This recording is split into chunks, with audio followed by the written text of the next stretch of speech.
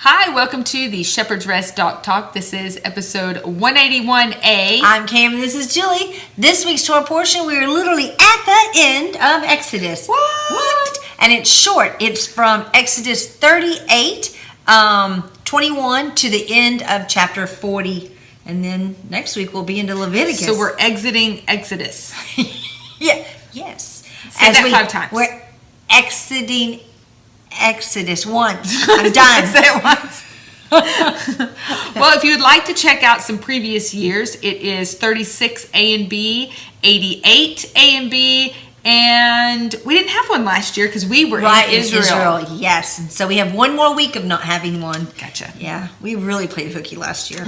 What? All right, so I thought that we would look at, and I discussed it one of the years, about how the setting up of the tabernacle by Moses is kind of a reflection of creation.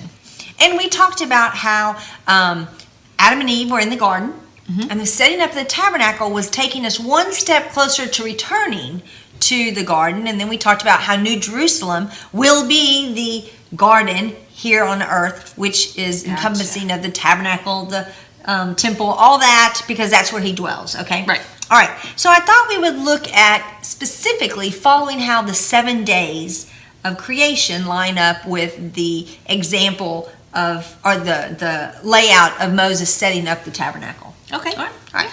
So let's start in Exodus 40. In Exodus 40, verse 1, Gotcha. it says, "And Yahweh spoke to Moses, saying, On the first day of the first new moon, you are to raise up the dwelling place of the tent of appointment. And you shall put in it the ark of the witness, and screen the ark with a veil." All right. And then from there, he goes on and he explains how Moses is going to set it up. So basically from Exodus 40, verse 1 to 15, it's like this. Now, Julie, you're going to do this, and I want you to do this, and da-da-da. That's what 1 through 15 looks like. Okay. Then, after 15 to the end, it's then Julie doing it. So then we're watching. So in 40, we have the telling of what's going to happen, and then the doing of what it's going to happen. It's kind of encompassing the entire Word of God. He tells us how we should live, and then we get to try to live it. And then after Torah, that's what the whole Tanakh is how we've tried to live it. So it's Shema. It's Shema. Oh my gosh. And then obeys. I love that. Yes. Let us discuss Shema today in Exodus 40. So we have, again, like I said, we have where the Lord is telling Moses what he's going to do. And it's interesting because he says, set up the dwelling place. And then from the Lord's point of view, he starts with the ark. He's like, get the ark in there. Okay. All right. And now let's go look at verse 16, 40, verse 16, it says, "And Moses did according to all that that Yahweh had commanded him, so he did." And then it tells what he did. "And it came to be on the first day of the new moon of the second year, on the first day of the new moon, that the dwelling place was raised up. And Moses raised up the dwelling place, and placed its sockets, and set it upon the boards, and put the bars, and raised it up its columns, and spread the tent over the dwelling place, and put the coverings of the tent on top of it, as the Lord had commanded." Okay, here we have day one. Day one. All right, so one of the things that the Midrash says is wherever it says ends with "as the Lord had commanded Moses," is kind of the same idea as "and then we had day one," or "then we had day two," because that's the completion of that event. Right. So day one, I thought we would look at this. So that's from verses 18 and 19.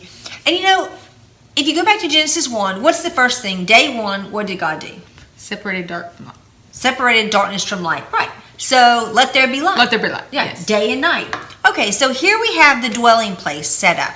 This is the first thing on day one. It's kind of, to me, the whole idea of there was the earth, and now he's recreating it, okay? Because remember, there's already been the command during chapters 26 to 30 to build this, right? And then that got blown. So then we got it from 35 to chapter 39, and now we're doing it. Okay. So here was my thought. With the tabernacle, what's actually being set up is the children of light and children of darkness. Okay. And we know in 2 Thessalonians 5 that we're told that you're children of light. You're children of the day. Yes. Therefore, you shouldn't be afraid because you're not children of the night. And Right. Paul uses that phrase a few times also in Corinthians. Yeah. So we have on the first day, all right, the setting up the separation of space between the light where he's going to dwell and the darkness where he's not going to dwell. Yeah. The light where we get to say, yes, I want to be a part of that, and the darkness that we don't want to be a part of. Right. Right. So that's day one. And then when we go down and we look in chapter 40, verse 20 and 21, we have the idea, like in Genesis, which is the separation of the expanse, okay? So let's read that. It says, and he took the witness and put it into the ark, and he put the poles through the rings of the ark, and he put the lid of atonement on the top of the ark. And he brought the ark into the dwelling place and placed the veil on the corners of the screen to screen off the ark of the witness, as Yahweh had commanded Moses. So we had the separation second day of the waters, right? So we have the heavenly and the earthly. Well, that's what we have here. Inside the Holy of Holies is representing the throne of God, the heavenlies, right? Outside of it is the earthly. The earthly. Okay, that's what man's allowed to go into as they draw near and draw as near as you can, but you stop at that veil. Right. So there we have day 2, and that would be found in Genesis 1, 6 through 8. And also another thing, we have that separation of the water, the heavens, heavens, and the earth. Okay, and that's important because it's going to come up again. Okay, then let's move to day 3. That would be verses 22 to 23, and it reads, and he put the table in the tent of appointments on the north side of the dwelling place, outside the veil, and set the bread in order to put it before Yahweh, as Yahweh had commanded Moses. So it's the table, but you notice that as Moses is putting these things up, he's also putting the product upon it. So now the bread, that means the bread's been cooked. It's been baked. Put it on. Okay, so let's go look at the third day. Remember the third day in Genesis, what does God do? He creates the land. the land. And all the seeds and the grass and all the vegetation grows. Well, that's made into bread. That's what's going to sustain man, okay? The Lord's the living word, and we're going to be eating it and being sustained by it. Okay, then day 4, we're going to go look, and that's going to be verses 24 to 25, and it says... It's got to be the menorah. What? It's like this pattern. It says...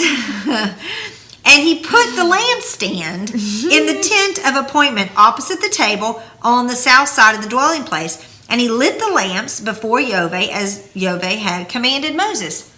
Now we got the lights. Yeah. 4th day is he created the lights in the heavens, right? The stars, the moon. Okay, now I love this part because if you think about it, Psalms 19 says that the heavens declare his name. Right. It's a language that everyone can understand. Right. Well, think about this. The lamps that are on the menorah is what brings out the letters in the breastplate to put the words up, so it too is speaking to mankind. Oh, yeah. So both of these lights are presenting a message to those who will heavenly acknowledge, message, yes, a heavenly message to those who will acknowledge the Creator, okay, Yeah. and His will. All right. And also, so in Genesis, we have where day 1 and day 4 linked together. Let there be light, and then the light should put in the heaven, okay? Right. And you, again, would kind of have this where the Lord separates those space, and now we have where He's speaking to them in His space through His light, okay? All right, so day 5, that would be verses 26 to 27, and that says, and He put gold, wait, did I skip a day? No, that's right, okay, day 5. And he put the golden altar in the tent of appointments and in front of the veil, and he burned sweet incense on it as the Lord had commanded. Okay, so this one, I don't want to force things to go together, but hey, I may be forcing it, I'm not sure.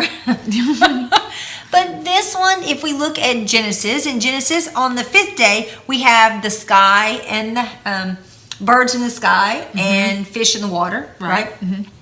And so I'm like, that's the tying together of, remember, in the 2nd day, we had the separation of the 2 expanses. And here we have the tying together through life of the 2 expanses by one in the heavenlies and one on the earth. Oh, yeah, and I was like, well, then if that is the case, then I can see where this 5th day would reflect that, because we have the altar on earth and the prayers, the incense that's going up into the sky, which is representing our prayers. again, it's life, Yeah. So could be reached, but anyway, just putting it out there. It still kind of goes. And then let's look at the sixth day. We all know what happens on the sixth day, right? Man and all the beasts are created, okay? And here we have in 40 verses 28 to 29, it says, and he set up a covering on the door of the dwelling place. I find this really interesting. This is now he puts the door on that day between man, or between the Holy of Holies and outside. All right? The setting the boundaries. I mean, this is the boundaries of man. Only certain men can come in. Yeah. Okay. And then it says, and he put the slaughter, or the altering of the scent offering before the door of the dwelling place of the tent of appointment, and offered upon it the ascent offering and the grain offering as the Lord had commanded. Okay. Well, this is man. Man's the one that brings what? The animal. So on the day that man and animal is created, that boundary is set here. And they are bringing the offering to the Lord. I think it's kind of cool.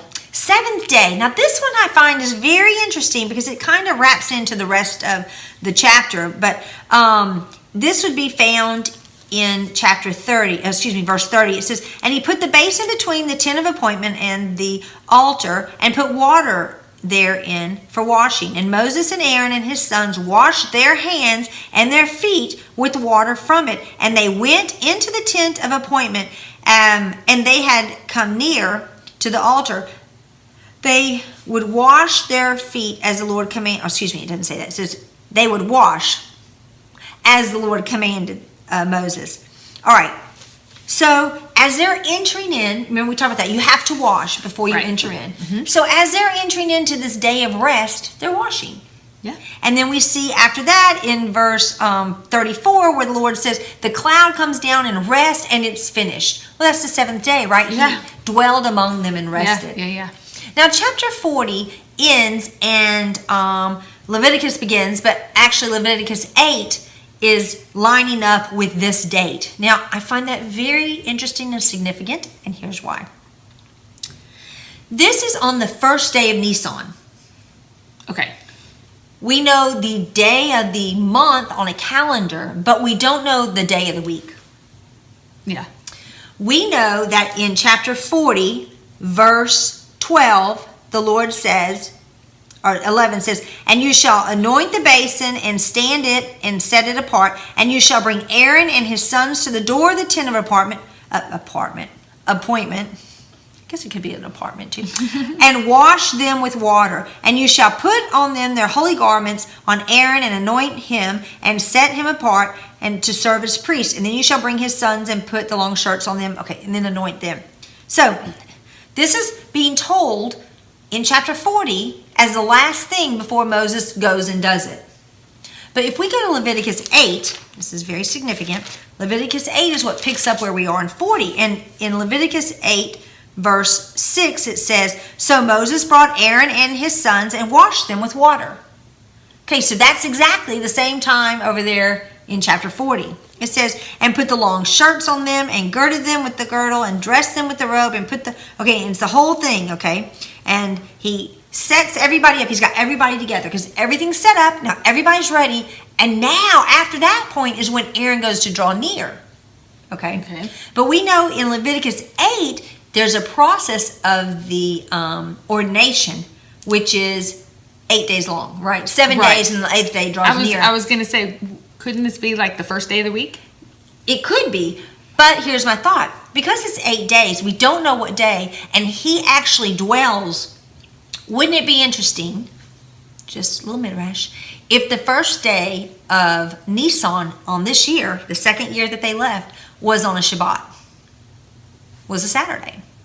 Because then what that does is the first day of going in to drawing near and set everything up on a Shabbat, it's setting up the idea of the Garden of Eden. And the 8th day, we have the setting up and them going in. That would be also a Sabbath, would be an idea of New Jerusalem, the end. The two Garden of Edens idea. Or millennium idea, however you're going to do it. But anyway, it's just a thought. We don't know what day of the week. Yeah. We want to tend to say, well, the first day was the first day. But it doesn't say the first day of the week. It says the first day of the first month, that first month being Nisan, because it's the first month of Israel as a nation. So they're starting that second year with a house, a home, a RV, whatever you want to call it, because they're going to be traveling, you know, and the bridal, process, the marriage process commencing. So anyway, I just wanted to throw that out there. It's something also to think about, because if it is true that the first day was the Sabbath and the last day is the Sabbath, we might readdress when we get to Leviticus 10 some of the possibilities about the fire coming out, because we know from last week's Torah portion that you are not to have a strange fire or to set up a fire on a Sabbath. There might be something more to that than meets the eye. Yeah, this past week. I think we may have talked about that, but I didn't record it last week. I think I've heard this before. All right. Well, that's all I have. Thank you so much for joining us. Yeah, on the ending of this. Remember to be strong and be strong, and may we be strengthened. 3 times you say this as we get ready to jump into Leviticus. So thank you so much for joining us. We hope to see you next week. But before that, we'll see you on the flip side with Julie and Axe. Shalom.